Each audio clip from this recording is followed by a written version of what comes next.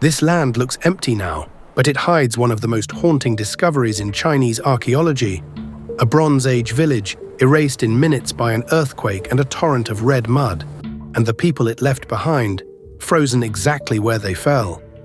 This is the story of the day Lajia died, and the 4,000-year-old flood it may be buried inside.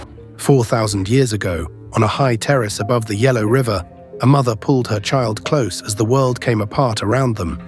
We know this happened, not from any legend, but because 4,000 years later we found them, still holding on. They were sealed in red mud in the exact instant their world ended, and they have stayed that way ever since. Today, archaeologists call this lost village China's Pompeii. But the disaster that destroyed it may be buried inside China's oldest legend, the story of a great flood and the birth of a dynasty. This is Lajia, perched on the upper reaches of the Yellow River, in what is now northwest China. Around the year 1920 BC, it was not a ruin or a relic, but a living, breathing community of farmers and craftsmen. These were the people of the Qijia culture, among the earliest in China to work metal and to carve jade. Their polished jade discs and blades were not everyday tools but treasures, markers of status, ritual, and belonging. Their potters painted bold red and black spirals onto their storage jars, patterns that still feel startlingly alive today. They grew millet on the river terraces, kept pigs in their courtyards, and traded with villages up and down the valley. Their homes were dug partly into the soft earth, with smooth white-plastered floors and a warm hearth burning at the center. Children played in the dust between the houses while their elders ground grain and mended their tools. Weddings, births, and harvests marked the slow rhythm of their years, each season folding gently into the next.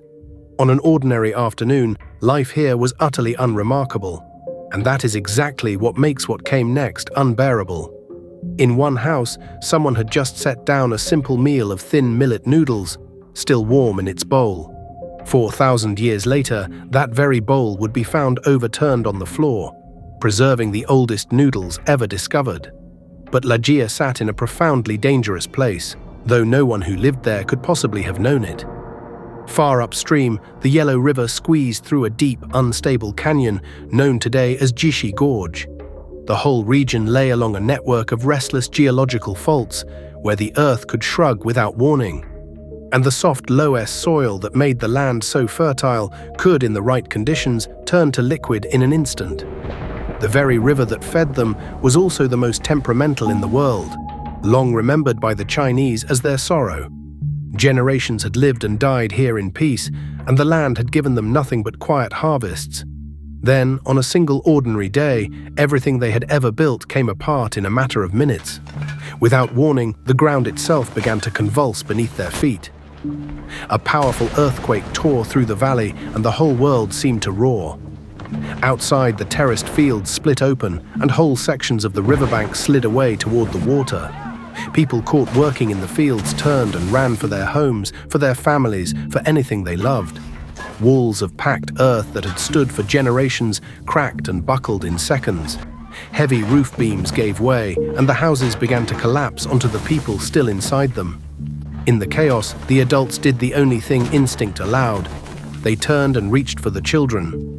A mother knelt and folded her body around her child, putting her own back to the falling roof.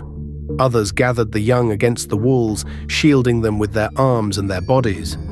For a few terrible seconds, as the dust began to settle, it seemed the worst might already be over. It was not. The same violent shaking had loosened the hills and the saturated riverbanks far upstream.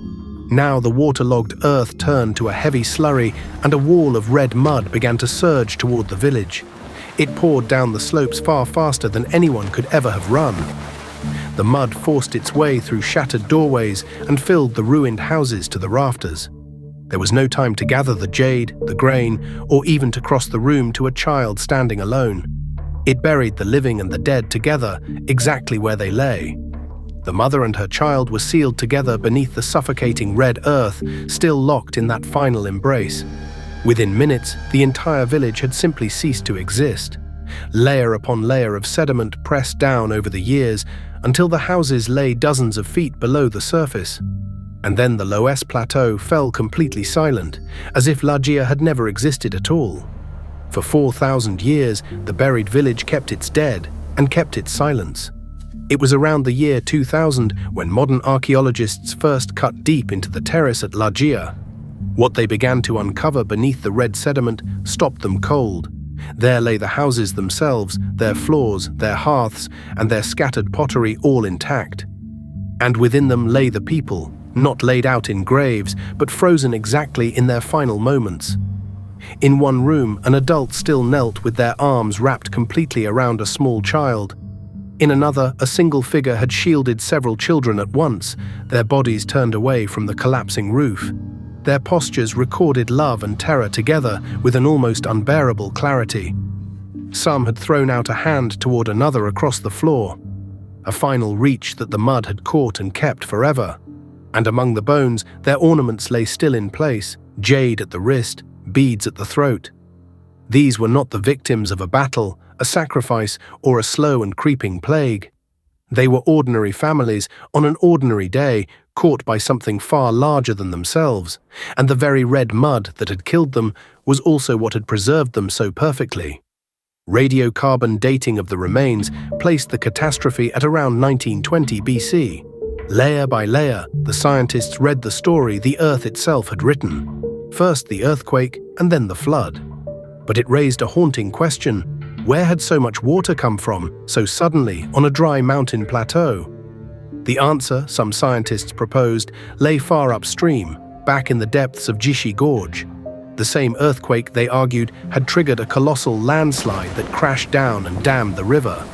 Behind that natural dam of rock and earth, a vast lake swelled higher and higher for months. When the dam finally gave way, it unleashed one of the largest floods of the last 10,000 years. A towering wall of water raced down the Yellow River, reshaping the valley for hundreds of miles. The flood would have torn through settlements all along the river, erasing villages like Lajia by the dozen. To the scattered peoples of that age, it must have looked like nothing less than the end of the world. And remarkably, across the centuries that followed, the Chinese seem to have remembered. For thousands of years, China told and retold the story of a great flood that once drowned the entire world.